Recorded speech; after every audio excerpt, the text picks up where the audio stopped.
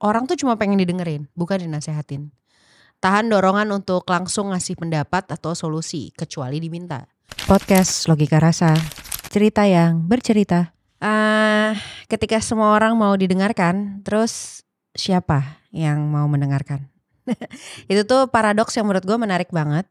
Ketika semua pengen didengerin, kebutuhan untuk menjadi pendengar menjadi semakin penting, tapi seringkali terabaikan.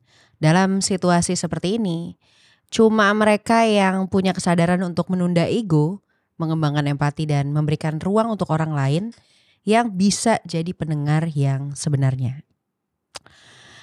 Pendengar sejati itu biasanya adalah orang yang lebih nyaman berada dalam keheningan, yang menghargai proses mendengarkan sebagai bagian dari hubungan manusia yang bermakna.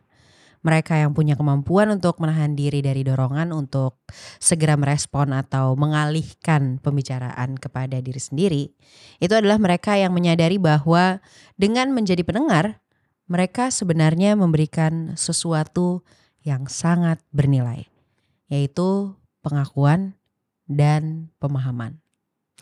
Menjadi pendengar yang baik itu adalah keterampilan yang penting dalam membangun hubungan yang kuat dan saling menghargai. Menurut gue ada beberapa cara yang bisa kita lakukan untuk jadi pendengar yang baik. Ini sepengalaman gue ya. Yang pertama, berikan perhatian penuh. Kalau misalnya lagi denger cerita orang, ya singkirkan gangguan kayak handphone atau pekerjaan lain. Fokus perhatian kita kepada orang yang lagi bicara. Tunjukkan ke mereka kalau kita hadir dengan kontak mata, bahasa tubuh yang terbuka, dan minimal anggukan kepala. Tapi ini juga sering kali gue lakukan kalau si pencerita ceritanya panjang banget ya. Nah itu gue udah mulai, ya gue ngangguk aja. Tapi gue mendengarkan ya gitu. Yang kedua, jangan menyela atau menginterupsi. Biarin orang yang berbicara itu nyelesain ceritanya tanpa kita potong pembicaraannya. Hal ini tuh nunjukin bahwa kita menghargai pandangan mereka dan ngasih mereka ruang untuk nyampein perasaan atau pemikiran mereka sepenuhnya. Dengarkan dengan empati. Coba deh untuk paham perasaan dan perspektif orang yang lagi bicara. Empati berarti berusaha ngelihat situasi dari sudut pandang mereka dan paham apa yang lagi mereka rasain, bukan cuma apa yang mereka bilang. Yang ketiga, tunjukin bahwa kita ada untuk mendengarkan. Pakai respon verbal dan non-verbal untuk nunjukin kalau kita memang ngikutin pembicaraan kayak gue ngerti, coba terus lanjut ceritanya. Nah, ini tuh ngebantu menciptakan hubungan yang lebih dekat dan membuat pembicara atau pencerita itu merasa dihargai. Yang berikutnya, jangan langsung ngasih saran karena terkadang orang tuh cuma pengen didengerin, bukan dinasehatin. Tahan dorongan untuk langsung ngasih pendapat atau solusi, kecuali diminta. Biarin mereka menyelesaikan pemikiran mereka terlebih dahulu. Terus mungkin yang bisa juga dilakukan adalah coba ajuin pertanyaan terbuka.